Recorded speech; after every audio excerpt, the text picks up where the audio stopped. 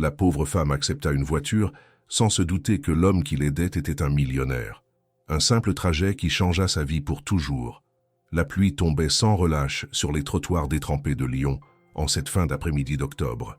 Le vent soulevait les feuilles mortes en tourbillons bruyants, plaquant les manteaux contre les corps pressés de rentrer chez eux.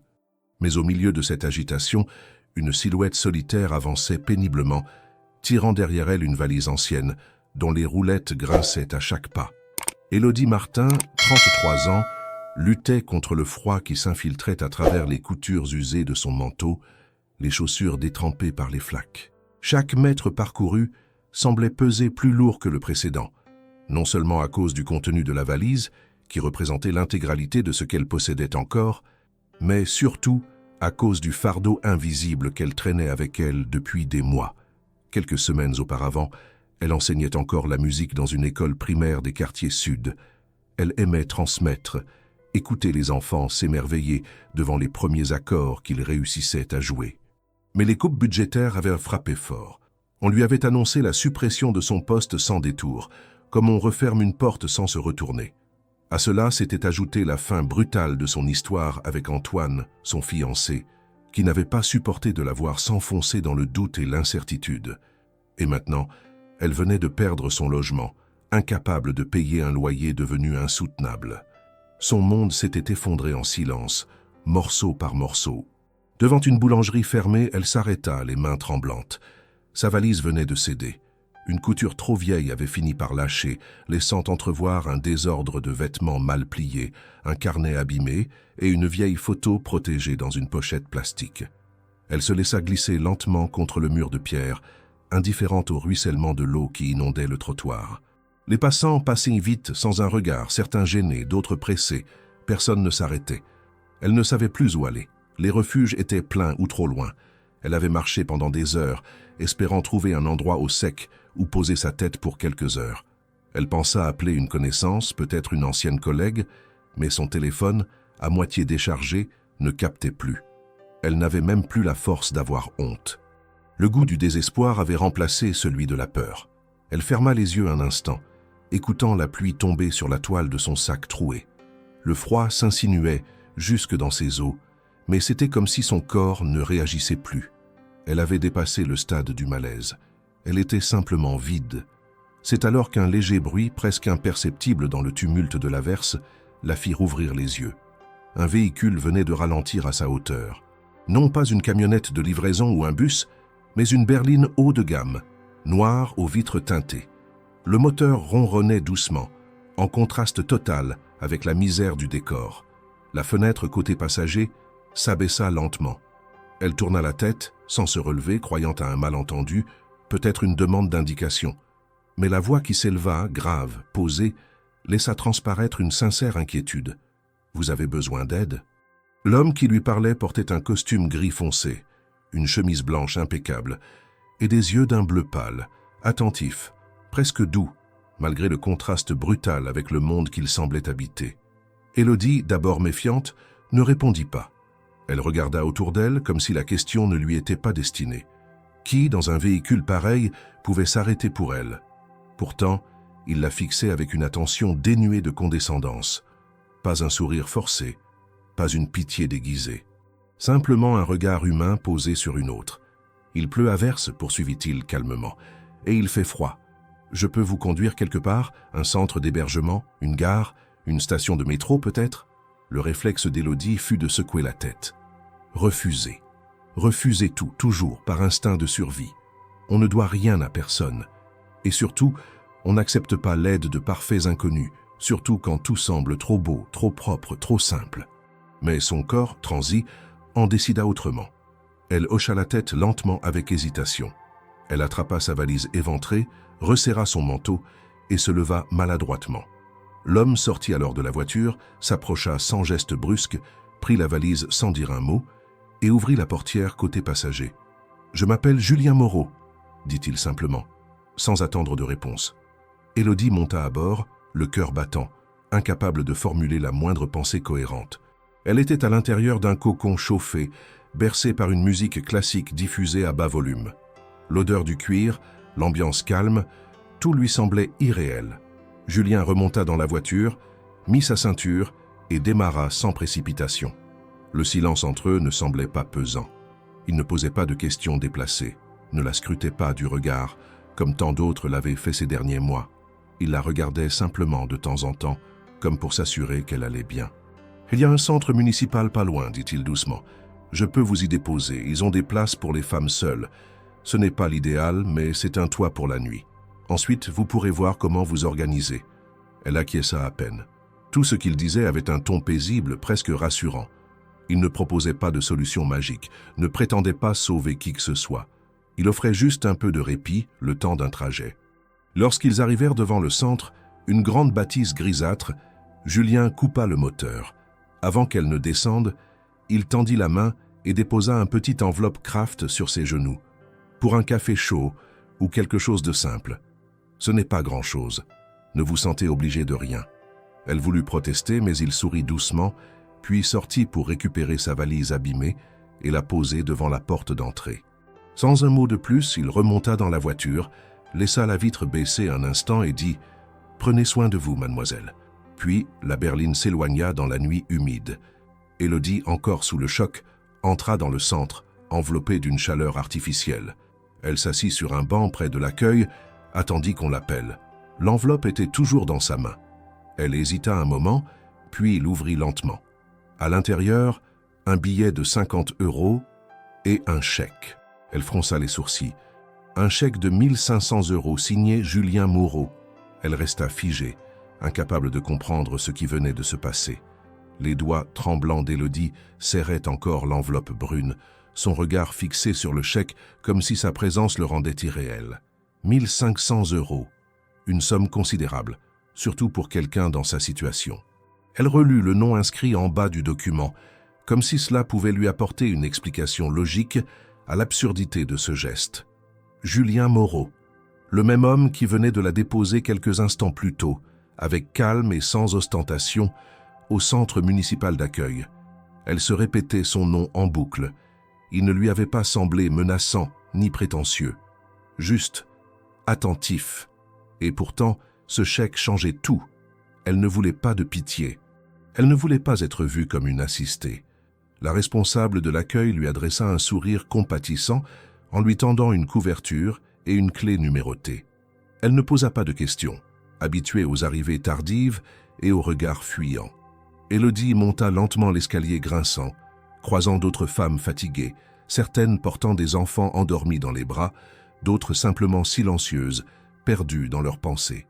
Elle entra dans une petite chambre partagée avec 2 lits superposés, une lampe cassée et une odeur persistante d'humidité.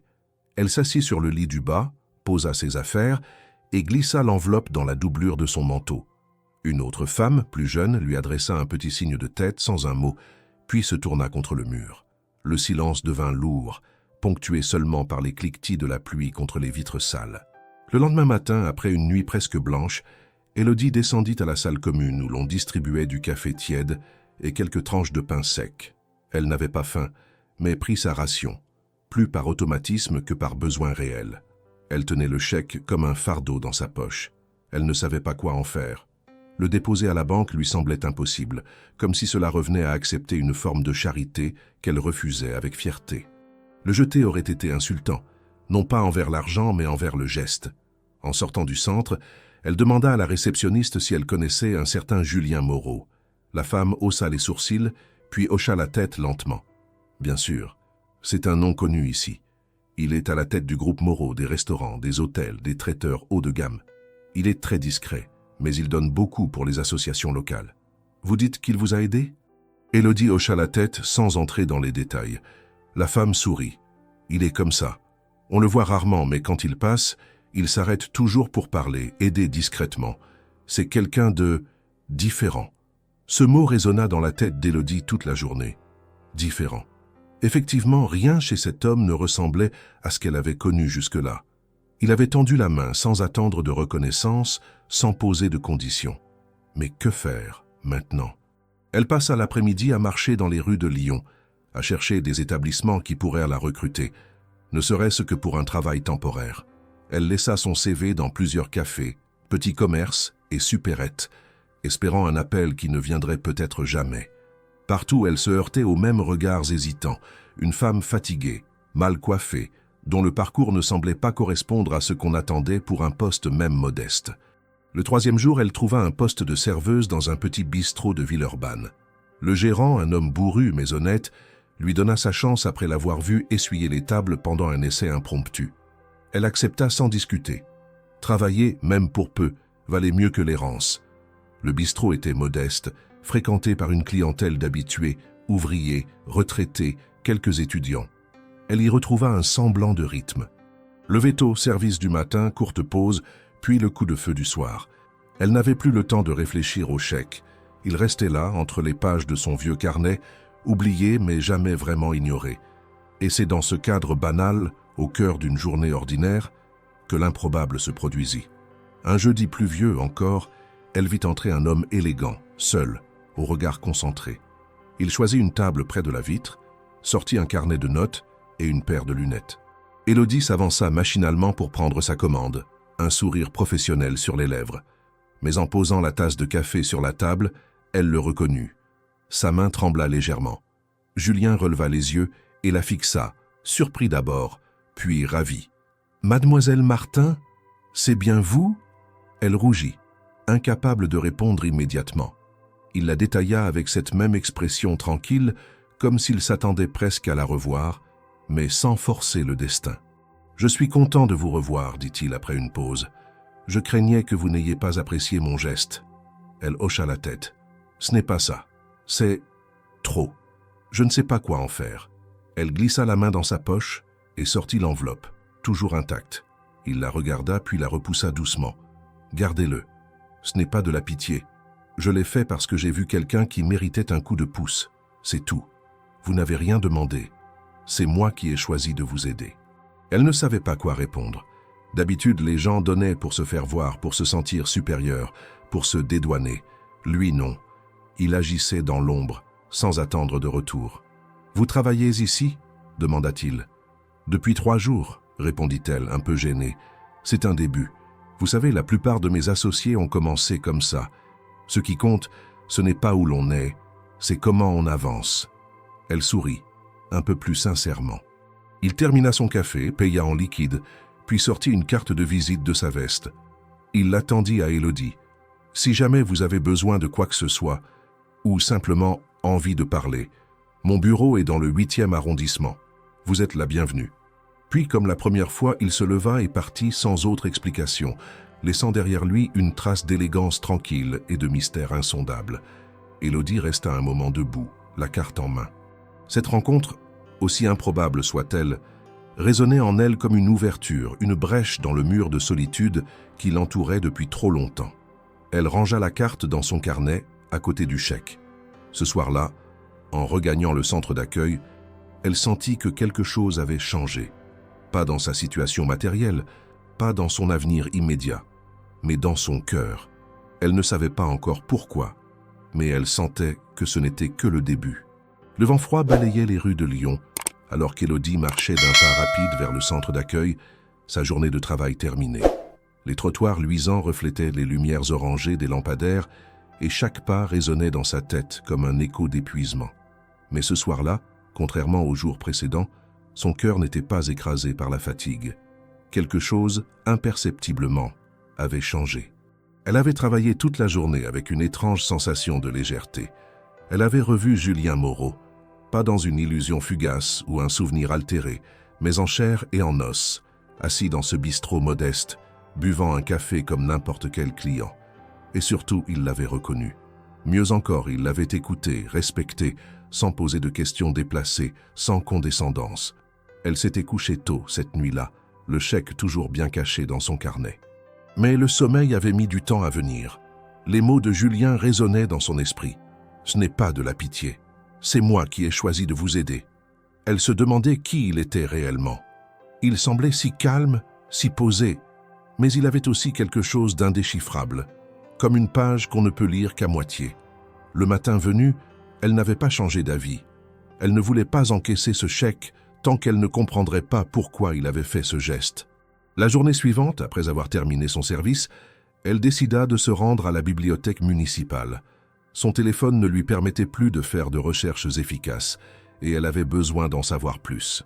Elle saisit un ordinateur libre, tapa « Julien Moreau Lyon » dans le moteur de recherche et vit apparaître une multitude de résultats. Articles de presse, photographies d'événements, annonces d'ouverture de restaurants, hommages à des actions caritatives. Julien Moreau n'était pas un simple homme d'affaires. Il était à la tête de l'un des plus vastes empires de restauration de France, le groupe Moreau, fondé par son grand-père dans les années 50. Des restaurants gastronomiques à Paris, à Marseille, à Bordeaux, mais aussi une chaîne de traiteurs de luxe, des écoles culinaires partenaires et plusieurs fondations privées actives dans le soutien à la jeunesse, à la culture et à l'insertion professionnelle. Élodie sentit un frisson lui parcourir l'échine. Cet homme, qui lui avait tendu une main un soir de pluie, dirigeait un véritable empire. Et pourtant, il conduisait seul, sans chauffeur, dans une rue anonyme de Lyon. Elle poursuivit ses recherches, découvrant que Julien était rarement vu dans les médias. Contrairement à d'autres figures de la haute société, il évitait les plateaux télé, les soirées mondaines, et apparaissait uniquement lors d'événements liés à ses projets sociaux. Une photo attira son attention. On le voyait dans une cuisine collective, entouré de jeunes apprentis, les manches retroussées, un tablier noué à la taille. Rien ne semblait fin. Son sourire n'avait rien à voir avec celui des hommes d'affaires qui posent pour les caméras. Il y avait là une sincérité désarmante, presque troublante. Le nom du groupe lui rappela quelque chose. Elle fouilla dans sa mémoire, puis se souvint. Elle avait assisté, des années plus tôt, à une soirée musicale organisée dans un restaurant de Bordeaux appartenant à ce même groupe. Elle y avait joué du piano, dans le cadre d'un festival local. Elle secoua la tête. Ce n'était qu'une coïncidence. En regagnant le centre, elle croisa Lucie, une femme d'une 50aine d'années qui vivait là depuis plusieurs mois. Curieuse, Lucie la regarda, puis s'approcha. « Tu as une drôle de lueur dans les yeux, » dit-elle en souriant. « T'as trouvé un amoureux ou quoi ?» Élodie rit doucement, mais son regard se perdit un instant vers la vitre embuée. « Non, pas un amoureux. Juste quelqu'un de bien. » Elle ne dit rien de plus. Elle ne voulait pas expliquer, pas encore. Ce qu'elle vivait tenait de l'intime, du fragile, comme une flamme qu'on protège du vent. Elle monta dans sa chambre, relut une dernière fois les articles qu'elle avait imprimés, puis serra le chèque entre ses doigts. Le lendemain, elle fit ce qu'elle s'était promis de ne pas faire.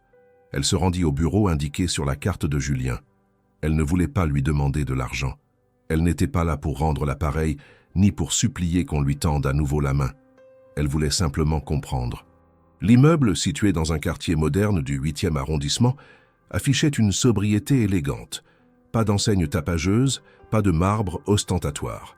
Elle entra, hésitante, et s'adressa à l'hôtesse à l'accueil. « Bonjour, j'aimerais voir Monsieur Moreau. Il m'a laissé sa carte. » La réceptionniste, professionnelle mais aimable, prit la carte qu'Élodie tendait et lui demanda d'attendre un instant.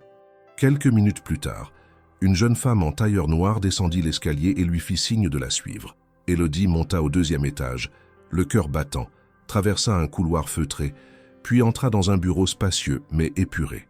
Julien était là, assis devant une table en bois clair, des dossiers étalés devant lui. Il leva les yeux et se leva immédiatement, visiblement surpris, mais pas décontenancé. « Élodie ? Quelle surprise !» Elle inspira profondément. « Je ne viens pas pour l'argent, dit-elle d'un trait. Je viens avec mon CV, je veux travailler.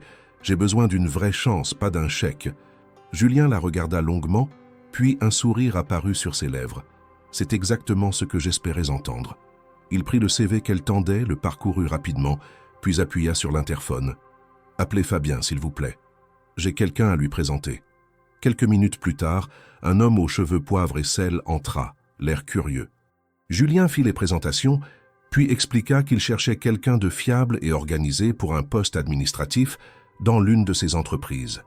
Élodie écouta, surprise par la fluidité avec laquelle les choses prenaient forme. En moins d'1 heure, elle ressortit avec une proposition de contrat modeste, certes, mais stable, et surtout, sans humiliation. Dehors, la pluie avait cessé. Un rayon de soleil perçait timidement à travers les nuages. Elle marcha lentement, savourant cette légèreté nouvelle. Elle n'avait pas été sauvée. Elle s'était relevée seule, mais cette fois, Quelqu'un avait tendu la main au bon moment, sans rien exiger en retour. Ce soir-là, pour la première fois depuis longtemps, elle dormit d'un sommeil paisible. Le café où Élodie avait trouvé refuge professionnel n'était pas particulièrement élégant ni même très bien situé. C'était un petit établissement aux murs jaunis par le temps, aux nappes en tissu usé mais propre et honnête. Le patron, M. Bertrand, ne souriait presque jamais, mais il ne criait pas non plus. Il était l'un de ces hommes pragmatiques qui embauchent sans trop poser de questions, du moment que le travail est fait et que les clients ne se plaignent pas. Élodie s'était intégrée discrètement dans cette routine, se levant tôt, préparant les tables, accueillant les habitués, tout en gardant la tête baissée. Elle n'avait encore parlé à personne de son entretien chez Julien Moreau. Elle n'était pas encore certaine que tout cela était réel. Il lui avait promis une réponse rapide, mais dans son esprit, tout cela semblait encore fragile, presque trop beau. 3 jours s'écoulèrent ainsi. Elle continuait à travailler, à vivre au centre d'hébergement, à ne pas trop espérer. Puis un matin, alors qu'elle installait des tasses sur les tables pour le service de 10 heures, la clochette accrochée à la porte d'entrée tinta. Un homme entra, refermant la porte derrière lui pour éviter que le vent automnal ne s'engouffre dans la salle. Élodie leva les yeux, par habitude. Elle fut immédiatement saisie. Julien Moreau. Il ne portait pas de costume cette fois-ci, mais un pull bleu nuit et un manteau long en laine sombre. Il semblait fatigué, ou peut-être simplement absorbé. Lorsqu'il croisa son regard, il s'arrêta net, esquissa un sourire et s'approcha d'un pas tranquille. « Je ne savais pas que vous travailliez ici, dit-il doucement.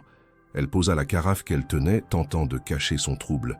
« J'ai trouvé ce poste avant de venir à votre bureau.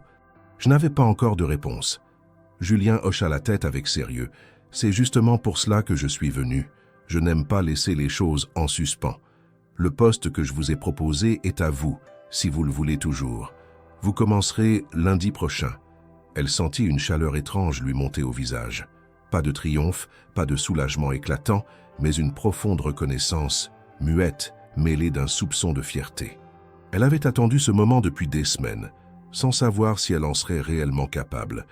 Il venait de lui dire simplement, comme on annonce une évidence. « Merci », répondit-elle, la voix plus basse qu'elle ne l'aurait voulu. « Vraiment. » Julien s'assit à une table, commanda un café noir et demanda s'il pouvait rester un moment pour travailler.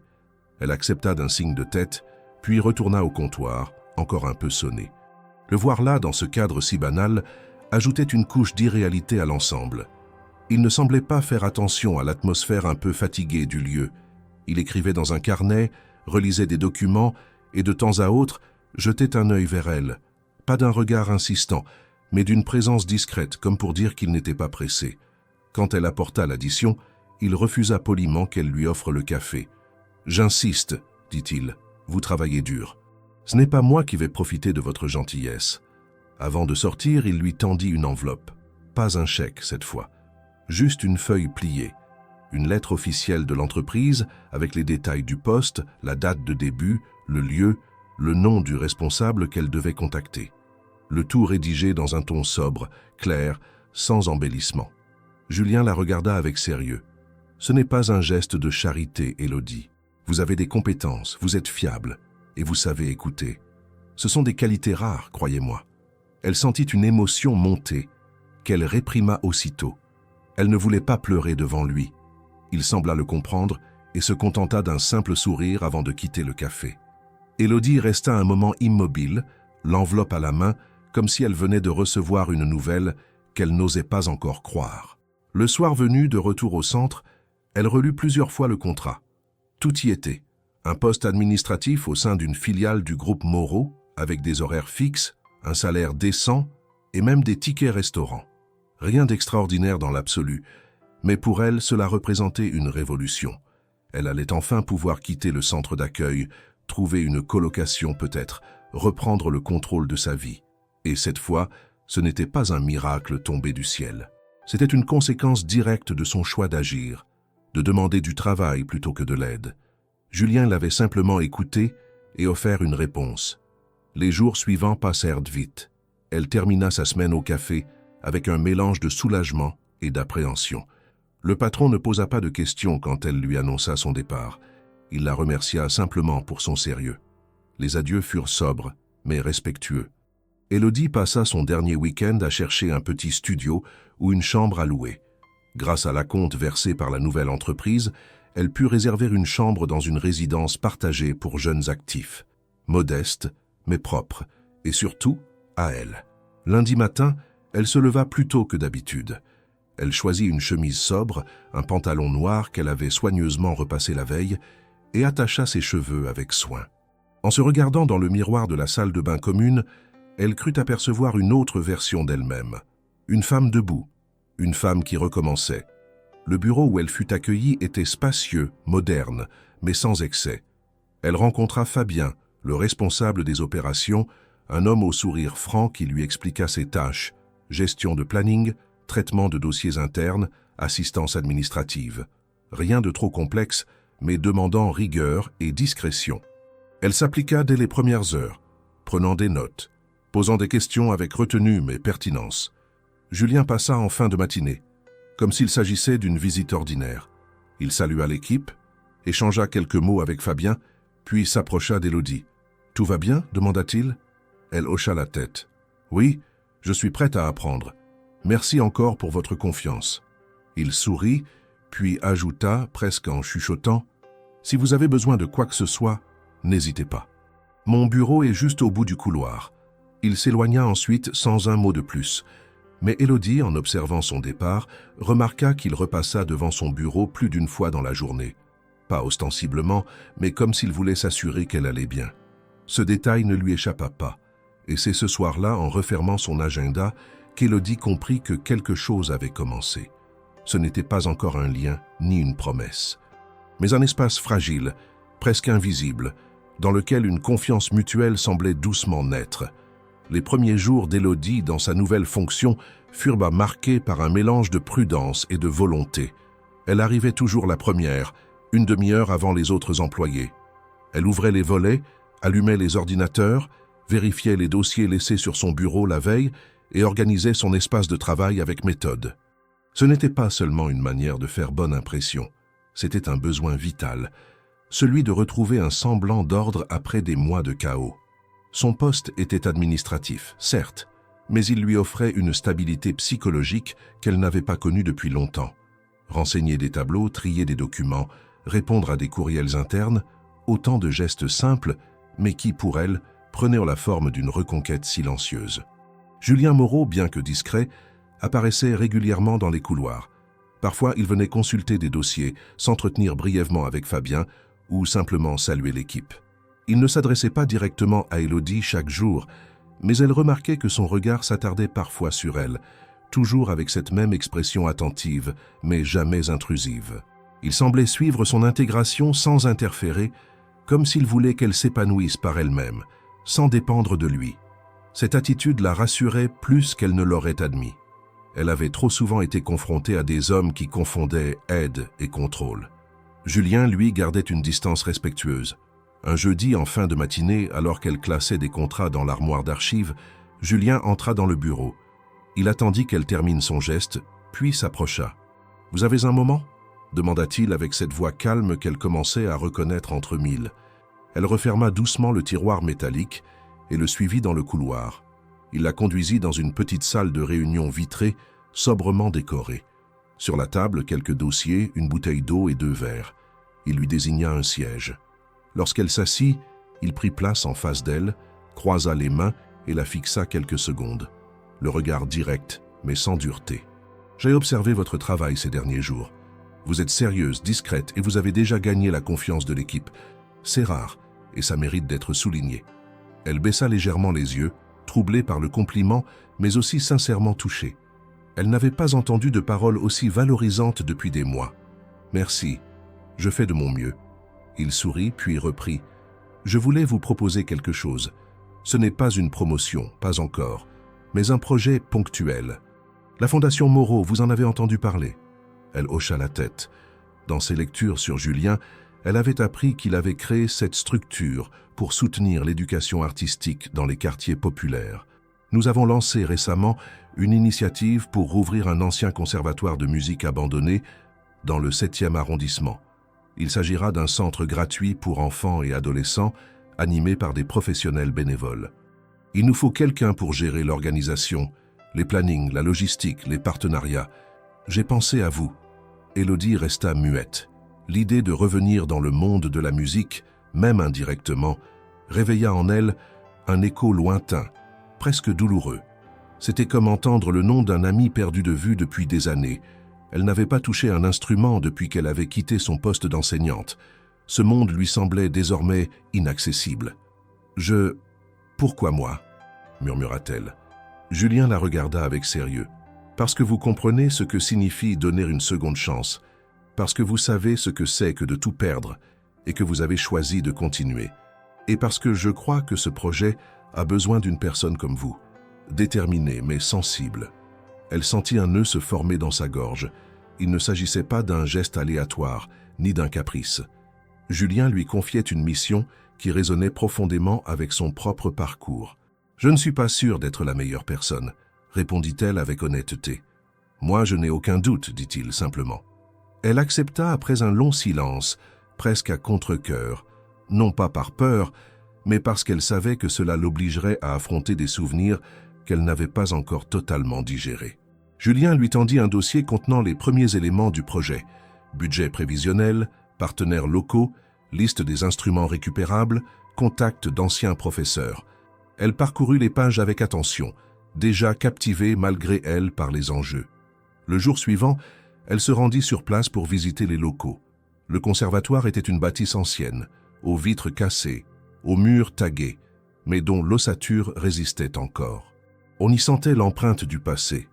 Les salles aux acoustiques particulières, les estrades poussiéreuses, les couloirs qui portaient encore l'écho des voix anciennes.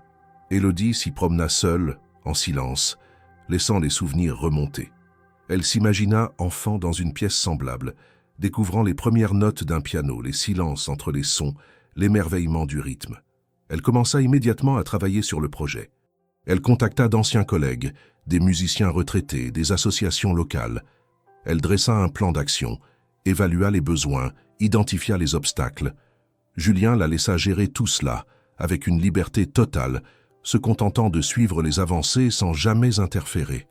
Leur relation devint alors plus professionnelle, mais aussi plus profonde. Il y avait une forme de confiance implicite entre eux, qui n'avait besoin ni d'explication ni de justification.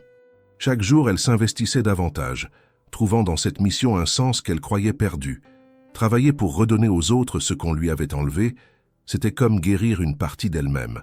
Elle ne pensait plus à l'argent, ni à la peur du lendemain. Elle avançait. Julien passait parfois en fin de journée. Il demandait si elle avait besoin de quelque chose, écoutait ses comptes rendus, faisait quelques suggestions. Mais surtout, il la laissait diriger. Il l'observait avec un respect silencieux, comme un chef d'orchestre qui laisse un soliste improviser, certain de la justesse de sa partition. Un soir, alors qu'ils rangeaient ensemble quelques cartons dans le bureau improvisé du conservatoire, Élodie s'arrêta soudain, fixant une vieille affiche encadrée, rescapée du passé. On y voyait une jeune pianiste en noir et blanc, les doigts suspendus au-dessus des touches. Elle s'approcha. Ce n'était pas elle, mais cela aurait pu l'être. Elle caressa doucement le verre du cadre, puis se tourna vers Julien. « Je croyais que cette partie de ma vie était terminée. » Il répondit sans hésiter. « Parfois, les choses ne se terminent pas. Elles attendent qu'on les reprenne au bon moment. » Et dans ce regard échangé, sans un mot de plus, elle comprit que cette proposition n'avait jamais été romantique. C'était une main tendue vers quelque chose de bien plus grand. Les jours s'égrenaient avec une régularité nouvelle pour Élodie, rythmée par les progrès du conservatoire en rénovation. La poussière des salles anciennes se mêlait à l'effervescence des idées et à la volonté des bénévoles. Chaque pièce retrouvait peu à peu sa vocation d'antan. Les salles de classe, une à une, étaient nettoyées, repeintes et préparées pour accueillir les futurs élèves. Élodie, investie comme jamais, pilotait tout avec une précision admirable. Elle passait ses journées à coordonner les livraisons, accueillir les artisans, répondre aux mails des futurs professeurs volontaires et finaliser les plannings. Elle n'était plus cette femme perdue sur un trottoir sous la pluie.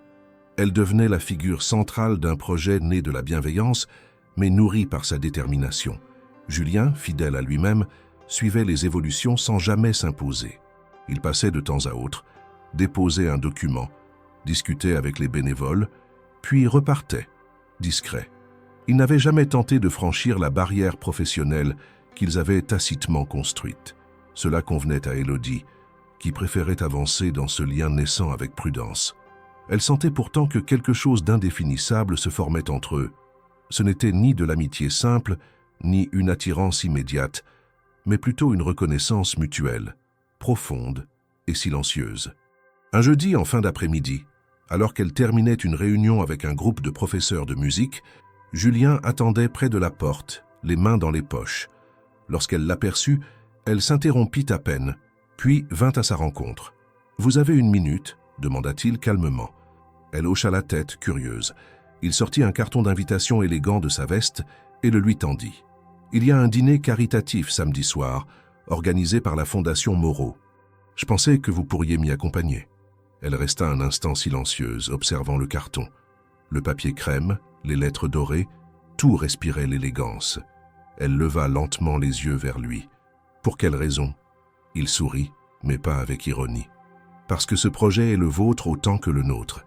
Et je pense que les donateurs devraient voir qui lui donne vraiment vie. Ce n'est pas une obligation. Je vous propose. C'est tout. » Elle hésita. Le mot « dîner » éveillait en elle une inquiétude diffuse. Était-ce un prétexte? Une approche déguisée? Mais en observant Julien, elle ne détecta ni insistance ni arrière-pensée. Il semblait sincèrement vouloir lui offrir une place visible dans cette soirée de représentation. Après quelques secondes, elle acquiesça doucement. « D'accord. » Il parut soulagé, presque imperceptiblement. « Parfait. Je passerai vous chercher à 19h. » Le samedi arriva plus vite qu'elle ne l'aurait cru. Elle se rendit dans une boutique solidaire où l'on prêtait des tenues de soirée à petit prix pour les occasions spéciales. Elle choisit une robe sobre, bleu marine, à manches longues, simple mais élégante. Elle attacha ses cheveux en un chignon discret, se maquilla légèrement et enfila des escarpins qu'elle avait gardés d'une autre époque, celle où elle se produisait encore en concert. Devant le miroir, elle peinait à se reconnaître. Non pas parce qu'elle était transformée, mais parce que ce qu'elle voyait était une femme droite, digne, prête à affronter un monde qu'il avait oublié. Julien arriva à l'heure exacte, dans une voiture différente de celle de leur première rencontre. Cette fois, c'était un véhicule plus modeste, quoique toujours soigné. Il descendit de la voiture, lui ouvrit la portière avec politesse, sans exagération. Lorsqu'il la vit, il lui adressa un regard sincère. « Vous êtes magnifique, Élodie. » Elle sourit, un peu gênée, puis murmura un merci avant de monter. Le lieu de l'événement était un hôtel particulier transformé en salle de réception. À l'intérieur, des hommes en costume et des femmes parées de bijoux conversaient en petits groupes. Les serveurs passaient avec des plateaux de coupes de champagne. Les violons jouaient doucement en fond. Julien présenta Élodie à quelques invités, avec une simplicité désarmante. « Voici Élodie Martin, sans qui notre nouveau conservatoire n'aurait jamais vu le jour. » À chaque présentation, elle souriait, répondait poliment, mais sentait les regards parfois sceptiques. Certaines femmes l'observaient de haut en bas, d'un air interrogateur. Qui était-elle? D'où sortait-elle? Pourquoi était-elle aux côtés de Julien Moreau? Pourtant, lui restait égal à lui-même, naturel, attentif, la laissant libre de s'exprimer ou non. Le dîner fut servi dans une salle au lustre scintillant. Élodie était assise à la table principale, entre Julien et une mécène d'une cinquantaine d'années, passionnée par l'éducation artistique. La conversation porta sur les projets de la Fondation, les enjeux d'accès à la culture, les difficultés du mécénat moderne. Élodie parla peu, mais lorsqu'elle fut invitée à raconter comment elle avait rejoint le projet du conservatoire, elle choisit la vérité, avec pudeur, mais sans détour. Elle parla de sa carrière interrompue, de sa passion pour la musique et de la main tendue qu'elle avait reçue à un moment critique. À la fin de son récit, la table était silencieuse. Ce n'était pas une performance. C'était un témoignage, simple, humain. La mécène posa une main légère sur son bras. « Votre histoire est précieuse. Merci de l'avoir partagée. » Le dîner se termina sur des notes plus légères. Julien lui proposa de prendre l'air avant de repartir. Ils sortirent dans le jardin éclairé par des lanternes suspendues aux arbres. L'air était frais mais agréable. Ils marchèrent lentement entre les buis taillés. « Vous avez été brillante ce soir, » dit-il après un moment. Elle haussa les épaules. « J'ai juste dit la vérité. C'est justement ce qu'il manque à ce monde, de la vérité. » Elle se tourna vers lui, hésitante. « Pourquoi m'avoir emmenée ici, vraiment ?» Il la regarda, longuement, sans fuir, parce que je voulais que vous voyiez ce que vous valez, et parce que je savais que même ici, vous resteriez fidèle à vous-même. » Ils restèrent silencieux, quelques secondes, puis il lui proposa de la raccompagner. Sur le chemin du retour, ils ne parlèrent presque pas, mais ce silence-là n'avait rien de gênant. C'était un espace tranquille, respectueux, un prolongement naturel de la soirée. Lorsqu'ils arrivèrent devant la résidence d'Élodie, il sortit du véhicule, lui ouvrit la porte et lui souhaita une bonne nuit. Aucun geste déplacé, aucun mot de trop. Juste un regard qui disait « Je vous vois ». Et pour la première fois depuis longtemps, elle se sentit réellement vue. Le lundi matin suivant le dîner caritatif, Élodie arriva plus tôt que d'habitude au conservatoire. Malgré l'heure matinale, le bâtiment commençait déjà à vibrer d'une énergie nouvelle. Les travaux touchaient à leur fin et les inscriptions des futurs élèves affluaient. Les premiers cours étaient prévus pour le mois suivant et tout semblait avancer avec un rythme presque miraculeux. Mais derrière l'effervescence professionnelle, une tension imperceptible planait. Élodie le sentit dès les premiers regards échangés dans les couloirs, des regards différents de ceux auxquels elle s'était habituée depuis son arrivée. Plus pesants, plus appuyés, et surtout chargés d'un jugement voilé. Les sourires polis étaient désormais accompagnés de silences gênants. Certaines conversations s'interrompaient dès qu'elle entrait dans une pièce. Ce n'est qu'en fin de matinée qu'elle comprit la source du malaise. L'une des assistantes administratives, plus jeune, d'ordinaire très amicale, la prit à part près de la salle d'archives. « Élodie, je te dis ça parce que je t'apprécie. Mais il y a des rumeurs qui circulent depuis samedi soir. On parle de toi et de Julien Moreau. » Élodie fronça les sourcils, incrédule. « Quelle rumeur ? Certains disent que tu aurais obtenu ton poste grâce à ta relation avec lui, que le dîner caritatif n'était qu'un prétexte. Tu sais comment sont les gens. Ils préfèrent toujours croire que tu as couché pour réussir, plutôt que de voir ton travail. » Un frisson glacé lui parcourut l'échine. Elle se sentit immédiatement envahie par un mélange de colère, de honte et de tristesse. Elle n'avait jamais voulu attirer l'attention. Elle avait tout fait pour rester à sa place, pour se reconstruire sans tricher, sans s'appuyer sur autre chose que son propre mérite. Et pourtant, les jugements revenaient, aussi vite qu'ils l'avaient poursuivie lorsqu'elle était au plus bas. Elle prit sur elle pour terminer sa journée de travail sans perdre le contrôle. Mais dès que le dernier collègue quitta le bâtiment, elle alla frapper à la porte du bureau de Julien. Il était seul, assis à sa table, relisant un rapport. « Vous avez une minute ?» demanda-t-elle, la voix plus ferme qu'elle ne l'aurait voulu.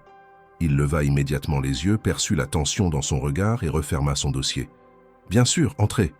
Elle referma la porte derrière elle, inspira profondément, puis parla d'une traite. « Je ne veux pas que mon nom soit associé à des rumeurs. Je n'ai pas demandé à assister à ce dîner pour qu'on pense que je suis votre protégée. Je ne veux pas être perçue comme une femme qui obtient des faveurs. Si ma présence à vos côtés nuit à votre image ou à la mienne, je préfère partir. » Julien l'écouta sans l'interrompre. Lorsqu'elle eut terminé, il se leva lentement, contourna la table et s'arrêta à quelques pas d'elle. Son regard, d'ordinaire calme, était plus sombre que d'habitude. « Qui parle ?» demanda-t-il simplement. « Ce n'est pas important. Ce qui compte, c'est ce que les gens pensent. Et ce qu'ils pensent suffit à me faire perdre ma légitimité. » Il resta silencieux un moment, les bras croisés. Puis, avec une lenteur maîtrisée, il reprit la parole. « Élodie, si vous croyez que j'ai l'intention de vous cacher ou de faire comme si vous n'étiez qu'une employée interchangeable, vous vous trompez. Je vous ai confié ce poste parce que je vous estime. Et si certains préfèrent nourrir leur médiocrité en colportant des rumeurs, ce n'est ni votre faute ni la mienne. » Elle voulut répondre, mais il leva la main. « Vous ne partirez pas. En revanche, vous allez changer de mission. » Elle le regarda, interloquée. « Pardon ?» Il alla chercher un dossier sur une étagère, le posa devant elle, l'ouvrit. La Fondation s'apprête à ouvrir un centre musical communautaire à destination des jeunes de quartiers sensibles. Nous avons le lieu, les financements, les premiers partenariats. Ce qui nous manque, c'est une personne capable de gérer ce projet avec rigueur et passion.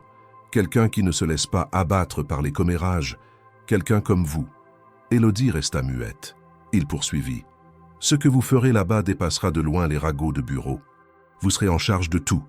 Recrutement des bénévoles, organisation des ateliers, communication avec les familles, et surtout, vous redonnerez un accès à la musique à ceux qu'on a trop souvent oubliés. Elle s'assit, le souffle court. Ce n'était pas un exil, ce n'était pas une punition, c'était une promotion, une opportunité immense, et pourtant, quelque chose en elle résistait encore. « Et si les gens disent que je suis encore plus proche de vous après ça ?» demanda-t-elle presque dans un souffle. Julien la fixa avec une intensité nouvelle. « Alors qu'ils parlent, mais s'ils doivent parler, qu'ils le fassent avec des faits, qu'ils disent que vous dirigez un projet d'envergure, que vous rendez possible ce que d'autres n'ont jamais osé entreprendre. Si vous devez être critiqué, autant que ce soit pour quelque chose de grand. » Elle sentit ses yeux s'humidifier. Il ne cherchait pas à la convaincre, il lui donnait le choix. Et plus encore, il lui donnait les moyens de tracer son propre chemin. Elle accepta, non pas pour lui faire plaisir ni pour faire taire les rumeurs, mais parce qu'elle savait, au fond d'elle, que ce nouveau défi était à sa mesure, que la musique ne devait pas rester un souvenir, mais devenir un pont entre ce qu'elle avait été et ce qu'elle était en train de devenir. Le lendemain, elle annonça à l'équipe son départ du conservatoire pour se consacrer à ce nouveau projet. Certains furent surpris, d'autres soulagés. Les commentaires fusaient à demi-mot, mais elle n'y prêta plus attention. Elle était déjà ailleurs, tournée vers l'étape suivante. Et quand elle entra pour la première fois dans le bâtiment délabré où devait naître le nouveau centre musical communautaire, elle sentit son cœur battre plus vite. Non pas de peur, mais d'excitation. Elle allait tout reconstruire. Non seulement un lieu, mais un avenir. Ce fut là, dans cette atmosphère de renouveau, qu'elle vit apparaître un visage familier. Un homme au regard chargé de souvenirs. Thomas, son ancien fiancé. Il souriait, comme si les années n'avaient rien effacé. Mais pour Élodie, ce passé était loin, et elle n'avait aucune intention d'y retourner. Le centre musical communautaire, encore en travaux, dégageait une odeur persistante de peinture fraîche et de bois coupé. Des cartons empilés remplis de partitions, de pupitres démontés et d'instruments usés traînaient dans les couloirs. Malgré l'état du lieu, il régnait une énergie de recommencement palpable. Élodie s'était plongée dans cette mission avec un engagement total. Son bureau était encore une simple table contre un mur, mais elle s'y installait chaque matin avant l'arrivée des bénévoles, planifiait les créneaux, coordonnait les équipes et dessinait petit à petit les contours d'un lieu destiné à accueillir les talents silencieux des quartiers populaires. C'est dans cette effervescence que Thomas réapparut dans sa vie. Elle l'avait aperçu de loin, en train de discuter avec un jeune homme devant la salle principale. Elle reconnut sa silhouette avant même de voir son visage. La posture droite, les gestes larges, cette manière de hocher la tête en écoutant. Il n'avait presque pas changé, si ce n'est quelques rides plus marquées au coin des yeux. Lorsqu'il se retourna et qu'il la vit, il afficha un sourire franc et s'approcha sans hésitation. Élodie, je n'y croyais pas quand on m'a dit ton nom. Je pensais ne plus jamais te revoir. Elle resta figée quelques secondes, incapable de masquer le choc de cette rencontre. Il tendit la main, mais elle ne la serra pas immédiatement. « Tu travailles ici ?» demanda-t-elle, encore étonnée. « En bénévole. J'anime un atelier de guitare 2 fois par semaine. Un ami m'a parlé de ce projet et je me suis inscrit sans savoir que tu étais impliqué. » Un silence s'installa. Elle le scruta, tentant de percevoir ce qui se cachait derrière ce visage trop détendu. Le Thomas qu'elle avait connu n'était pas du genre à affronter les zones d'ombre du passé. Lorsqu'elle avait perdu son emploi et commencé à sombrer, il s'était éloigné sans un mot de plus, comme s'il s'agissait d'un fardeau dont il fallait se délester rapidement. « Tu sembles aller bien, dit-il finalement. » Elle acquiesça, froide. « Je vais mieux. Et toi ?» Il haussa les épaules. « Des hauts et des bas, comme tout le monde. Mais je suis content d'être ici. Ça donne un sens à mes journées. » Elle n'eut pas la force de prolonger cette conversation. Elle avait trop de choses à gérer, trop d'émotions à contenir. Elle prétexta un appel urgent et retourna à son bureau, laissant Thomas seul dans le couloir. Mais il ne disparut pas. Les jours suivants, il continua à venir à ses ateliers, ponctuel, engagé, respecté des autres bénévoles. Les jeunes l'appréciaient, et il semblait sincère dans son investissement. Pourtant, chaque fois qu'il croisait Élodie, son regard se chargeait d'une tension étrange, comme une attente silencieuse. Un après-midi, alors qu'elle préparait un bilan pour la fondation, il frappa à sa porte. « On peut parler ?» demanda-t-il. Elle hésita, puis fit un signe d'assentiment. Il entra, s'assit sans y être invité, puis prit une longue inspiration. « Je sais que j'ai mal agi à l'époque, que je t'ai laissé tomber au pire moment. Je n'ai aucune excuse. Mais je voulais que tu saches que je regrette. Pas seulement pour ce que je t'ai fait, mais aussi pour ce qu'on aurait pu être. » Elle le regarda longuement, sans colère, mais avec une lucidité nouvelle. « Ce qu'on aurait pu être, Thomas, tu m'as abandonné dès que la vie est devenue difficile. Tu n'as pas essayé de comprendre. Tu es parti sans un mot. Tu m'as laissé seul avec mes doutes et mes peurs. Alors non, je ne crois pas que nous aurions pu devenir quoi que ce soit de durable. » Il parut déstabilisé. Il ouvrit la bouche pour répondre, mais elle le coupa net. « Aujourd'hui, j'ai reconstruit ma vie, sans toi, sans personne, et je ne veux plus revenir en arrière. » Il se leva lentement, la tête basse. « Je comprends, mais si jamais tu as besoin de parler, je suis là. » Elle ne répondit pas. Lorsqu'il quitta la pièce, elle sentit une forme de libération, comme si ce chapitre, longtemps laissé en suspens, venait enfin d'être refermé. Mais les répercussions de cette rencontre ne tardèrent pas à se faire sentir. Julien, de passage au centre pour une réunion de suivi, la trouva différente, moins présente, plus tendue. Lorsqu'ils prirent un café ensemble, en fin de journée, il l'observa attentivement. « Quelque chose ne va pas ?» demanda-t-il avec cette douceur contrôlée qui le caractérisait. Elle hésita. Devait-elle tout raconter? Devait-elle exposer son passé, ses failles, alors qu'elle avait lutté pour les enterrer? Mais face à lui, elle se sentit capable d'être vraie. « J'ai revu quelqu'un de mon passé, mon ancien fiancé. Il est bénévole ici. » Julien ne montra aucune surprise. « Ça doit être difficile. Tu veux en parler ?» Elle hocha la tête, lentement. « Il m'a quitté quand j'ai tout perdu. Et maintenant, il revient comme si de rien n'était. Comme s'il découvrait une version de moi qu'il aurait pu aimer s'il avait su attendre. Mais moi, je ne suis plus la même. Je ne veux pas qu'on me regarde comme une femme à sauver ou à regretter. » Julien posa sa tasse, puis répondit d'une voix calme. « Tu n'es pas définie par ton passé, Élodie. Tu es ce que tu construis chaque jour, et ceux qui ne l'ont pas compris n'ont pas leur place dans ta vie. » Elle le regarda les yeux brillants. Aucun mot de trop, aucun geste déplacé, juste une vérité simple qu'elle avait besoin d'entendre. Ce soir-là, alors que le centre fermait ses portes et que les derniers jeunes quittaient les lieux en riant, Élodie resta seule quelques minutes dans la salle principale. Elle s'assit devant le vieux piano remis en état. Elle posa les doigts sur les touches, hésita puis joua quelques accords, timides, incertains. Julien, de l'autre côté de la porte entr'ouverte, l'écouta sans intervenir. Il reconnaissait cette mélodie. C'était celle qu'il avait entendue des années plus tôt lors d'un festival à Bordeaux, interprétée par une jeune femme qu'il n'avait jamais oubliée. Et maintenant, cette mélodie revenait, fragile, mais vivante, comme elle. Le lendemain matin, une brume fine recouvrait les rues de Lyon. Élodie s'était levée tôt, comme d'habitude, mais ce jour-là, son esprit était ailleurs. La mélodie jouée la veille au piano résonnait encore dans sa mémoire, non pas comme une simple suite de notes, mais comme une empreinte sensorielle, profonde et intime. Ce qu'elle ne savait pas, c'est que cette musique avait agi comme une clé, ouvrant une porte qu'elle ignorait encore devoir franchir. Julien, silencieux dans l'encadrement de la porte lorsqu'elle avait joué, avait perçu bien plus qu'un simple moment de nostalgie. Ce qu'il avait entendu, c'était une mémoire partagée. Ils ne se virent pas immédiatement ce matin-là. Julien avait un rendez-vous à l'extérieur, et elle profita de cette absence pour se plonger dans l'organisation du prochain atelier. Les bénévoles affluaient, le centre reprenait vie, et les inscriptions dépassaient toutes les attentes. Pourtant, quelque chose la travaillait. Le regard de Julien la veille, pendant leur conversation.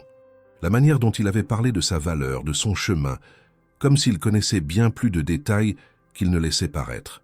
Lorsque Julien revint dans l'après-midi, il lui demanda simplement si elle pouvait le rejoindre dans le bureau principal à la fin de la journée. Pas de ton solennel, ni d'insistance, juste une requête posée avec calme. Elle accepta, un peu nerveuse. Vers 17h, alors que le centre se vidait, elle frappa doucement à la porte. Il l'invita à entrer, puis lui désigna un siège en face de lui. La lumière de la fin de journée baignait la pièce d'une teinte dorée. Julien avait devant lui un dossier fermé, mais il ne le toucha pas. Il leva les yeux vers elle, l'air presque vulnérable. « Je crois qu'il est temps que je vous dise quelque chose, Élodie. » Elle fronça légèrement les sourcils, attentive. « Il y a quelques années, à Bordeaux, je suis allé à un petit festival de musique. J'étais en déplacement pour affaires, et par hasard, je suis entré dans une salle de concert où une jeune femme jouait du piano. Elle interprétait une pièce de sa composition. Rien de très long, Rien de très complexe, mais c'était pur, authentique. J'ai été bouleversé. Il marqua une pause. Elle le regardait sans comprendre. Cette femme, c'était vous. Le cœur d'Élodie manqua un battement. Elle resta immobile, incapable de répondre. Il poursuivit. J'ai gardé ce souvenir avec moi pendant des années. Je ne connaissais pas votre nom, seulement cette image de vous, concentrée sur votre clavier, les yeux mi-clos. Puis, un soir de pluie, en rentrant chez moi à Lyon, je vous ai vu sur le trottoir, trempé, accroupi devant une boulangerie fermée, et quelque chose m'a traversé. Je ne vous ai pas reconnu immédiatement. C'était confus, mais il y avait quelque chose, une impression, un écho. Et puis après, en vous revoyant dans ce café, ça m'est revenu. Élodie ne bougeait toujours pas. Elle tentait d'assimiler cette révélation. Tout à coup, ce qui avait semblé être une série de coïncidences prenait un autre sens. Julien ne l'avait pas aidée au hasard. Il ne l'avait pas remarquée uniquement pour sa détresse. Il l'avait vue, réellement, des années auparavant déjà. « Pourquoi ne m'avez-vous rien dit ?» demanda-t-elle enfin, la voix tremblante.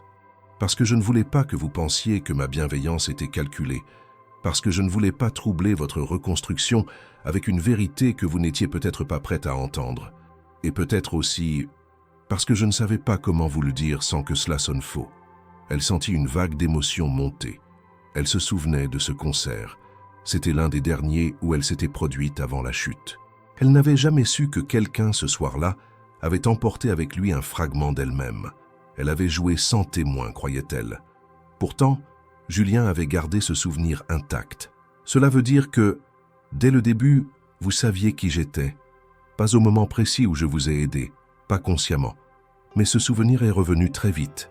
Et je vous ai suivi, pas en vous surveillant, mais en vous soutenant, de loin. Parce que je savais que vous valiez bien plus que ce que la vie vous avait laissé croire. Elle détourna les yeux, submergée par une émotion mêlée de gratitude, de stupeur et d'une forme de reconnaissance douloureuse. Elle n'était pas invisible. Elle ne l'avait jamais été. Quelqu'un, quelque part, avait vu sa lumière même lorsqu'elle avait cru l'avoir perdue. Julien se leva, s'approcha, mais ne franchit pas la distance. Il resta là, respectueux, les mains dans les poches. « Ce que vous êtes devenu depuis, c'est entièrement votre œuvre. Je ne vous ai pas sauvé. Je vous ai juste tendu une main, et vous l'avez saisie pour grimper plus haut que vous ne l'auriez cru possible. Et c'est ce courage-là qui m'a bouleversé. » Elle le regarda à nouveau. Il n'y avait ni pitié ni désir dans ses yeux.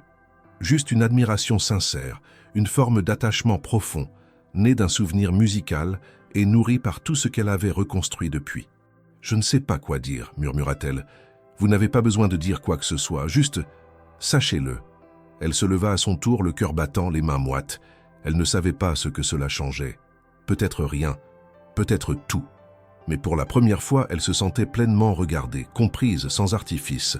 « Je dois y aller, dit-elle simplement. » Il hocha la tête. « Bien sûr. » Mais alors qu'elle ouvrait la porte pour sortir, il ajouta doucement « Je suis heureux de vous avoir retrouvée, Élodie, même si vous ne saviez pas que je vous avais déjà croisée. » Elle ne se retourna pas, mais un sourire discret apparut sur son visage.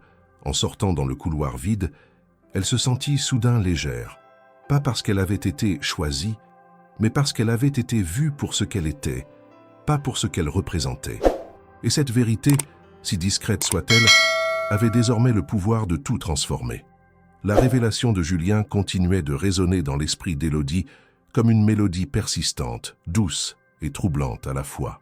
Chaque fois qu'elle le croisait au centre, chaque fois qu'elle entendait un piano résonner dans une salle de répétition, elle repensait à cette scène. Lui, assis en face d'elle, lui avouant qu'il l'avait vue et entendue bien avant même qu'elle ne sache qu'elle avait besoin d'aide. Ce souvenir partagé, longtemps ignoré, formait désormais un fil invisible entre eux. Et pourtant, dans les jours qui suivirent cette confidence, Julien devint plus distant. Pas froid, pas absent, mais discret. Comme s'il voulait lui laisser l'espace de respirer, de penser et de digérer. Comme s'il savait que cette vérité, aussi belle soit-elle, devait être apprivoisée avec lenteur. La vie au centre suivait son cours. Les ateliers se multipliaient, les élèves affluaient, les jeunes investissaient les salles avec une énergie débordante. Élodie, plus que jamais, s'y consacrait corps et âme. Le projet avait pris une ampleur inattendue. Des écoles locales demandaient à collaborer, des journalistes s'y intéressaient, et même la mairie proposait un partenariat pour pérenniser les activités. Tout cela portait la marque de son travail, de son acharnement, mais aussi en filigrane celle de la Fondation Moreau. C'est dans ce contexte d'ébullition que Julien convoqua une réunion exceptionnelle. Tous les chefs de projet de la Fondation furent invités. On y parlait de restructuration, de nouveaux objectifs, d'expansion à l'échelle nationale. À la fin de la séance, Julien prit la parole avec un calme particulier, presque solennel. Pour des raisons familiales urgentes, je vais me retirer temporairement de la direction active de la Fondation. Je resterai joignable, bien sûr, mais je délègue à mes responsables de projet une autonomie complète pour les mois à venir. Un murmure parcourut la salle. Personne ne s'attendait à cela. Julien n'avait jamais évoqué de problème personnel, encore moins une mise en retrait. Élodie, assise à l'autre bout de la table, le fixait sans comprendre. Il ne croisa pas son regard. Il semblait concentré, détaché, presque absent. Après la réunion, elle attendit qu'il sorte du bâtiment, puis le rattrapa dans le couloir. « Qu'est-ce qui se passe ?» demanda-t-elle, plus inquiète qu'elle ne l'aurait voulu. Il s'arrêta, soupira doucement. « Ma mère est malade. Son état s'est aggravé. Je dois être présent. Ce n'est pas un départ, juste une pause. Tu aurais pu me le dire. » Il la regarda enfin, avec cette douceur dans les yeux qui la bouleversait toujours autant. « Je voulais que tu restes concentré sur ce que tu construis. Tu n'as pas besoin d'un poids de plus.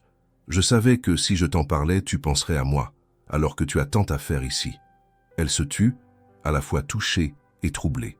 Il s'éloigna ensuite sans un mot de plus, la laissant dans le couloir vide, avec un goût amer de silence. Les jours suivants furent marqués par cette absence. Julien ne venait plus, ne répondait que brièvement aux messages professionnels, laissait les décisions entre les mains de ses équipes. Élodie se retrouva soudain en première ligne. Les responsabilités se multipliaient, les demandes aussi.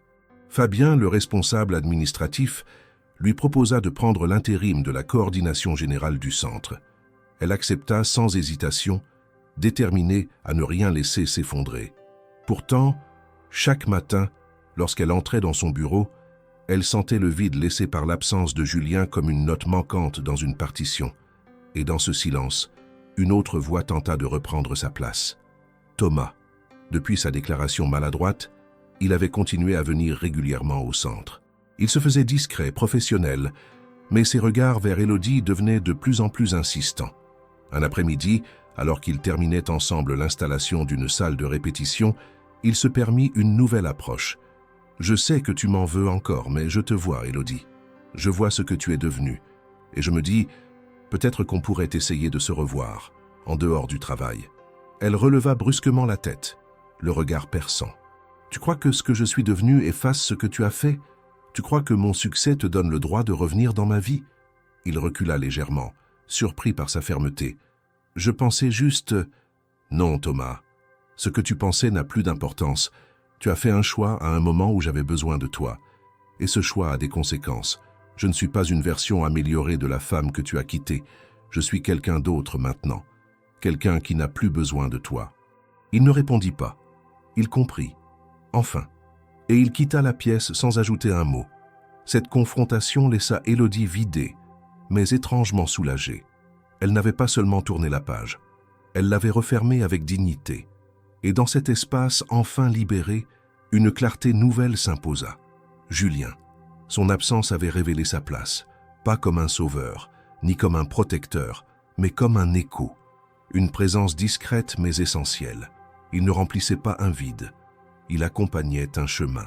Et maintenant qu'il n'était plus là, elle sentait combien ce chemin lui semblait plus froid. Elle continua à diriger le centre avec rigueur. Les jeunes progressaient, les événements se multipliaient. On parla d'elle dans la presse locale, des articles louaient son parcours, son engagement. Mais à l'intérieur, elle savait qu'il manquait quelque chose. Une fin de journée, alors qu'elle refermait la porte principale, elle s'arrêta un instant sur le seuil. Le ciel était teinté de rose. Les feuilles d'automne tapissèrent le sol. Elle sortit son téléphone, hésita, puis envoya un message bref. « J'espère que tout va bien. Le centre continue à avancer. Mais ce n'est pas pareil sans toi. » Elle resta là, quelques minutes, à fixer l'écran. Aucune réponse immédiate. Et ce fut très bien ainsi. Ce soir-là, elle comprit que certaines séparations sont nécessaires. Non pas parce qu'on cesse de tenir à quelqu'un, mais parce qu'on apprend à avancer seul, même lorsque le silence devient une présence en soi. Le mois de novembre s'installa définitivement à Lyon avec ses brumes épaisses et ses journées courtes. Le centre musical, lui, brillait d'une lumière différente. Chaque salle résonnait de voix, d'accords hésitants, de rires et d'erreurs corrigées. Élodie, désormais à la tête du projet, s'était muée en véritable chef d'orchestre de cette ruche artistique. Son nom circulait dans les conversations des élus locaux, dans les articles de presse, dans les réunions des fondations partenaires. Son visage apparaissait même dans une brochure de la ville consacrée aux initiatives culturelles innovantes. Pourtant, elle gardait les pieds sur terre. Chaque jour, elle était la première arrivée et la dernière à partir. Elle connaissait le prénom de chaque enfant inscrit, s'enquérait de leurs progrès, encourageait, corrigeait, orientait.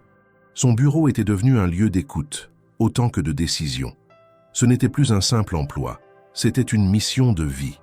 Depuis la mise en retrait de Julien, elle n'avait reçu qu'un seul message de sa part, quelques jours après le sien. « Je lis tout ce que tu construis. Je suis fier. Prends soin de toi. » Ce court texte, sans point final, laissait une empreinte silencieuse dans son cœur. Il n'y avait plus de promesses ni de gestes directs, mais une présence diffuse, lointaine, presque éthérée. Et cela suffisait pour qu'elle continue, chaque jour, avec encore plus de détermination. Thomas, quant à lui, avait discrètement cessé de venir. Après leur dernière conversation, il avait compris qu'il n'y aurait plus de place pour lui dans le nouveau chapitre d'Élodie. Aucun mot d'adieu, aucune justification. Son départ fut aussi silencieux que son abandon des années auparavant. Elle n'en éprouva ni soulagement ni tristesse, juste la certitude d'avoir fait ce qu'il fallait. Cette rupture n'avait pas été douloureuse, elle avait été nécessaire, presque évidente. Un jeudi après-midi, alors qu'elle supervisait la répétition générale d'un concert des élèves avancés, une jeune fille nommée Amira, âgée de 14 ans, s'approcha timidement d'elle. « Madame Élodie, vous jouiez du piano avant ?» Élodie sourit doucement. « Oui, un peu. On dit que vous étiez très forte. Pourquoi vous ne jouez plus ?» La question posée sans malice résonna comme un rappel. Elle ne savait pas quoi répondre. Ce n'était pas par oubli ni par manque de temps. Elle avait mis la musique de côté pour survivre, puis pour diriger, sans jamais vraiment s'autoriser à la retrouver. Mais ce jour-là, dans les yeux curieux de l'adolescente, elle vit une étincelle, celle qui pousse à reprendre ce qu'on croyait perdu. Le soir même, une fois le centre vidé, elle retourna dans la salle des claviers. Elle s'assit devant le vieux piano droit qu'on avait restauré avec soin. Elle ferma les yeux, posa ses mains sur les touches et joua. Pas un morceau appris, pas une œuvre célèbre. Juste une improvisation guidée par ses souvenirs, ses douleurs et sa paix retrouvée. Les notes flottaient dans la pièce sombre, pure, légère, sincère. C'était une conversation sans mots, un lien renoué entre elle et elle-même. Le lendemain matin, alors qu'elle prenait un café dans la salle commune, un mouvement attira son attention. Les portes vitrées s'ouvrirent lentement. Julien. Il portait un manteau sombre, les traits tirés mais le regard intact. Lorsqu'il la vit, il s'arrêta, comme si le temps s'était figé un instant. Puis il s'avança sans précipitation. « Bonjour », dit-il doucement. Elle se leva, interdite, puis esquissa un sourire. « Tu es revenu ?»« Juste pour voir. J'avais besoin de sentir à nouveau cet endroit. Et de te voir aussi. » Elle ne sut que répondre. Les émotions affluaient sans se bousculer. Il y avait de la joie, bien sûr, mais surtout une forme de paix. Comme si sa présence retrouvée ne réclamait pas d'explication. « Tu veux visiter ?» demanda-t-elle. Il hocha la tête. Ils parcoururent les couloirs ensemble. Elle lui montra les nouvelles salles, les améliorations, les affiches des concerts à venir. Il l'écoutait, posait quelques questions, mais semblait surtout absorbé par ce qu'il observait. Les sourires des enfants, les dessins punaisés au mur, les portes décorées. Lorsqu'ils atteignirent la salle de musique principale, il s'arrêta net. « C'est ici que je t'ai entendu l'autre soir, non ?» Elle rougit légèrement. « Oui, je ne savais pas que tu étais là. Tu jouais comme si personne n'écoutait. C'était magnifique. » Elle détourna les yeux, un peu troublée. « Je ne pensais pas pouvoir rejouer un jour sans douleur. Et maintenant ? Maintenant, c'est différent. Ce n'est plus pour prouver quoi que ce soit. C'est juste pour moi. » Il hocha lentement la tête, touché. Ils retournèrent à son bureau. Le silence s'installa quelques instants. Puis Julien se leva, sortit une enveloppe de sa poche et la posa sur la table. Qu'est-ce que c'est? Une invitation. Pas à un dîner cette fois, à une réunion à Genève avec une fondation internationale. Ils veulent reproduire le modèle du centre dans d'autres villes d'Europe. Et ils cherchent quelqu'un pour représenter le projet, pour en parler avec les équipes locales, poser les bases d'un déploiement. Je leur ai parlé de toi. Elle ouvrit l'enveloppe, lut rapidement les détails. Une conférence, des ateliers, une mission à long terme, si elle le souhaitait. Pourquoi moi? Parce que tu as donné un sens humain à tout ça, parce que tu as fait plus qu'un travail. Tu as créé un lieu d'avenir. Et parce que si tu acceptes, je veux le faire avec toi. Elle le regarda profondément émue. Ce n'était pas une déclaration d'amour, c'était une déclaration de confiance, de respect, d'égalité. Une proposition de chemin commun, sans pression, sans promesse imposée. J'y réfléchirai, dit-elle doucement. Prends ton temps. Mais sache que, quoi que tu décides, tu as déjà changé bien plus que ce centre. Tu m'as changé, moi. Il se leva, lui serra la main comme on conclut un pacte silencieux et s'en alla, laissant dans l'air un parfum d'aube nouvelle. Ce soir-là, en regardant les lumières de la ville depuis sa fenêtre, Élodie comprit que la vie lui offrait non pas une échappatoire, mais une extension, un prolongement de ce qu'elle avait reconstruit vers d'autres horizons. Et cette fois, elle n'avait plus peur d'y aller. Le jour du départ pour Genève arriva sous un ciel pâle, voilé d'un gris calme.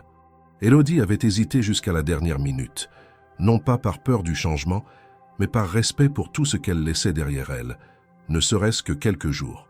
Le centre musical, en son absence, continuerait de fonctionner sous la coordination de Claire, une collaboratrice rigoureuse et investie, à qui elle avait transmis toutes les consignes. Mais ce voyage n'avait rien d'un simple déplacement professionnel. Il représentait un seuil, une transition, et plus encore, une reconnaissance officielle de tout ce qu'elle avait construit depuis cette nuit pluvieuse où une valise éventrée et une main tendue avaient amorcé une nouvelle trajectoire. Julien l'attendait à la gare Pardieu, vêtu simplement, une écharpe sombre autour du cou et un sac de voyage à la main. Il lui sourit en la voyant arriver, sans effusion, sans insistance.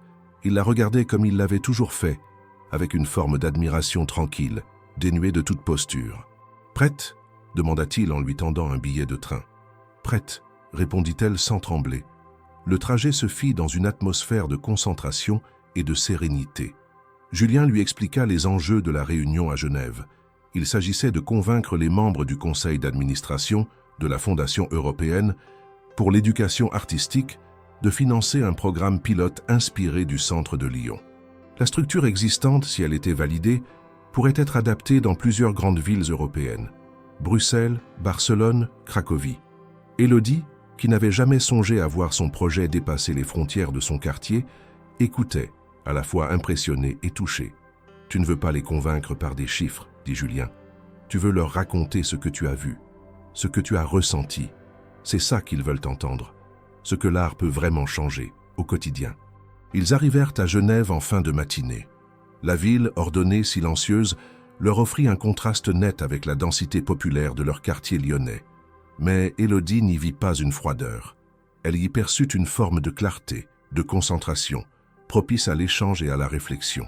La réunion se tint dans une salle sobre, au sein d'un immeuble moderne bordé de vitres et de bois clairs. 10 membres autour de la table. Des visages sérieux, des langues diverses, mais un même intérêt concentré. Julien introduisit brièvement le projet, puis céda la parole à Élodie. Elle se leva légèrement tendue, puis laissa parler ce qu'elle connaissait par cœur. L'échec, la solitude, la musique comme ancrage, la reconstruction, et enfin la transformation du centre en lieu d'avenir. Elle parla des enfants, de leur famille, des sourires timides devenus confiants. Elle n'usa d'aucun artifice. Pas de grands discours, pas de chiffres fracassants, juste des faits vécus, des images humaines. Lorsqu'elle s'assit, le silence fut long. Puis une femme à la chevelure grise et aux yeux sombres murmura « C'est exactement pour cela que nous existons ». La validation fut immédiate. Le projet serait soutenu, développé, implanté. Élodie n'eut même pas besoin d'attendre la fin des discussions. Elle sentit dans l'atmosphère que le feu vert était donné. Julien lui serra doucement l'épaule, à peine perceptiblement, mais ce geste suffisait. Il n'y avait pas de victoire à célébrer bruyamment, juste une étape franchie. Ils passèrent le reste de la journée à visiter d'autres espaces culturels, à échanger avec des éducateurs, à prendre des notes, à construire la suite. Élodie, dans cette nouvelle dynamique, sentait son monde s'élargir à vue d'œil. Chaque idée rencontrée, chaque proposition discutée ouvrait de nouvelles perspectives. Elle n'était plus seulement une ancienne professeure en reconversion. Elle devenait porteuse d'un modèle, d'une approche, d'une vision. En fin de journée à l'aéroport, alors qu'ils attendaient leur vol de retour, elle s'assit face à Julien dans le calme du salon réservé. Les passagers passaient, les annonces se succédaient, mais un silence particulier les enveloppait. « Je n'aurais jamais pensé vivre quelque chose comme ça, » dit-elle doucement. « Moi non plus, » répondit-il avec sincérité. « Mais tu n'as rien volé, tu as tout construit. Tu as beaucoup fait aussi. J'ai cru en toi. Et tu m'as donné raison. » Elle baissa les yeux un instant, puis, sans réfléchir, tendit la main. Julien, surpris, la prit naturellement. Ce contact, simple, léger, sans insistance, marquait pourtant un tournant. Il n'y avait pas de déclaration, pas de promesse. Juste ce geste qui signifiait « Je ne suis plus seul ». Ils rentrèrent à Lyon tard dans la soirée. Le train filait dans l'obscurité et chacun, absorbé dans ses pensées, gardait le silence. Mais c'était un silence paisible, habité. Élodie sentait que ce qu'ils construisaient, lentement, patiemment, dépassait les mots. C'était un espace de confiance, d'équilibre, où chacun pouvait exister sans devoir se justifier. Le lendemain matin, elle retourna au centre. Les enfants l'accueillirent avec des cris de joie, les collègues avec des sourires sincères. Elle leur raconta son voyage, les futures extensions, les projets à venir. L'enthousiasme fut immédiat. Mais ce qu'elle ne dit pas, c'est qu'au-delà de l'expansion du modèle, c'était une nouvelle version d'elle-même qu'elle avait rencontrée à Genève. Une version ouverte, capable de croire à nouveau à des horizons lointains.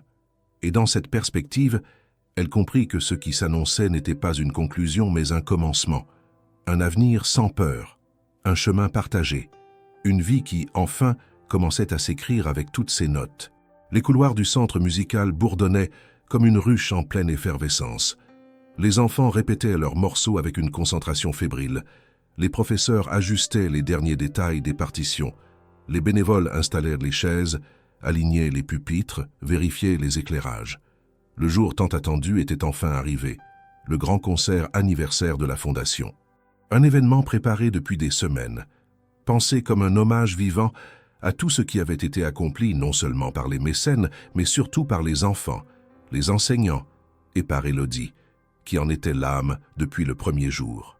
Le hall d'entrée avait été transformé en galerie improvisée où des photographies retraçaient l'évolution du centre, les premières rénovations, les sourires timides des débuts, les ateliers du samedi, les répétitions spontanées, les rencontres multiculturelles. Chaque image racontait une victoire silencieuse. Des parents venus de tous les quartiers de la ville affluaient, serrant les mains, applaudissant déjà les efforts, prenant place sur les bancs alignés en demi-cercle autour de la scène centrale. Des représentants de la mairie, des journalistes, des membres de la Fondation et des personnalités du monde artistique étaient aussi présents. Il y avait dans l'air quelque chose de solennel, mais de profondément humain. Comme si ce concert n'était pas seulement une célébration, mais un manifeste vivant d'espoir et de dignité retrouvée. Élodie circulait entre les coulisses et la scène, aidant un enfant à replacer un col de chemise, rassurant une violoniste en herbe, ajustant le micro principal. Elle ne portait pas de robe de soirée, mais une tenue sobre, noire, élégante, qui soulignait son autorité naturelle sans la masquer derrière un apparat. Elle n'était plus celle que l'on aide, elle était celle qui guide. Julien arriva discrètement peu avant le début. Il s'installa dans un coin discret de la salle, au 3e rang, seul. Il ne portait pas de badge, pas de titre. Il était là, simplement, comme un témoin silencieux. Mais Élodie le vit. Leurs regards se croisèrent à travers la foule. Il n'y eut ni geste ni sourire exagéré, juste une reconnaissance tranquille, pleine. Le concert débuta. Les plus jeunes jouèrent d'abord, maladroitement mais avec cœur. Les morceaux s'enchaînaient, extraits de Bach, musique folklorique, composition collective. Chaque prestation arrachait des sourires, des larmes, des salves d'applaudissements. Puis vinrent les adolescents, plus assurés, porté par des mois d'entraînement. Un trio de cuivre, une chorale improvisée, une petite pièce de théâtre musical. Et enfin, le moment inattendu, celui que peu avaient vu venir. Le responsable de cérémonie prit le micro et s'adressa au public avec un sourire complice. Et maintenant, un moment très spécial. Une interprétation au piano, par celle qui a tout rendu possible, Madame Élodie Martin. Un murmure parcourut la salle, des regards étonnés, certains enfants applaudissant déjà. Élodie, prise de court, se leva lentement. Elle n'avait pas prévu cela, mais elle comprit que Julien, ou peut-être l'équipe, avait glissé cette surprise dans le programme. Elle s'avança sans trembler. Son cœur battait vite, mais pas de peur, plutôt d'une joie fébrile, longtemps retenue. Elle s'installa devant le piano noir placé au centre de la scène, ferma les yeux un instant, puis commença à jouer. La pièce était la sienne, une composition écrite des années plus tôt, jamais publiée, jamais vraiment achevée. Un morceau qui racontait sa chute, son errance et sa résilience. Les premières notes étaient douces, hésitantes, puis prenaient de l'ampleur, dessinant une courbe lente, ascendante, jusqu'à un sommet lumineux. Puis vinrent les silences, les ruptures, et enfin une résolution. Simple, apaisée. Lorsqu'elle eut terminé, un silence épais précéda les applaudissements. Pas parce que le public n'avait pas aimé, mais parce que chacun cherchait ses mots, ses émotions. Puis la salle se leva, une ovation longue, vibrante, pleine. Julien resta assis, mais ses yeux brillaient. Il ne bougea pas, il regardait. Simplement, elle le vit, et cela suffisait. À la fin du concert, alors que les enfants couraient dans les couloirs, que les familles prenaient des photos, que les bénévoles rangeaient les instruments, Julien monta discrètement sur la scène. Il prit le micro, attendit que le calme revienne. « Je vais être bref, dit-il, mais ce que vous venez de vivre ici ce soir, ce n'est pas seulement un concert, c'est la preuve vivante que la musique peut reconstruire, relier, élever. Et si ce centre est ce qu'il est aujourd'hui, c'est grâce à une femme. Une femme qui, après avoir tout perdu, a choisi de recommencer, qui a cru en la force de la culture quand plus rien ne semblait tenir. Cette femme, c'est Élodie Martin. » Une seconde ovation éclata. Élodie, prise par l'émotion, s'efforça de rester droite. Mais ce que Julien ajouta ensuite bouleversa l'assemblée. Et aujourd'hui, j'ai l'honneur de vous annoncer qu'elle devient officiellement la nouvelle directrice artistique de la Fondation Moreau à Paris. Elle aura la mission de faire rayonner ce modèle dans toute la France et au-delà. Un tonnerre d'applaudissements secoua la salle. Certains enfants crièrent son nom. Des professeurs se levèrent. Des bénévoles pleuraient. Élodie, les mains tremblantes, s'approcha de Julien. Il lui tendit discrètement un petit étui noir. Elle l'ouvrit. À l'intérieur, une clé en argent, celle du futur centre parisien. « C'est à toi maintenant » murmura-t-il. Elle ne répondit pas. Elle le prit dans ses bras, brièvement, simplement. Il n'y avait plus de mots, plus besoin. Ce soir-là, alors qu'elle rentrait seule chez elle, la clé en main, elle repensa à tout ce chemin. À la pluie, à la valise éventrée, au chèque refusé, au jugement, au silence, aux mains tendues, au départ, aux retrouvailles. Elle n'était plus perdue. Elle était enfin chez elle.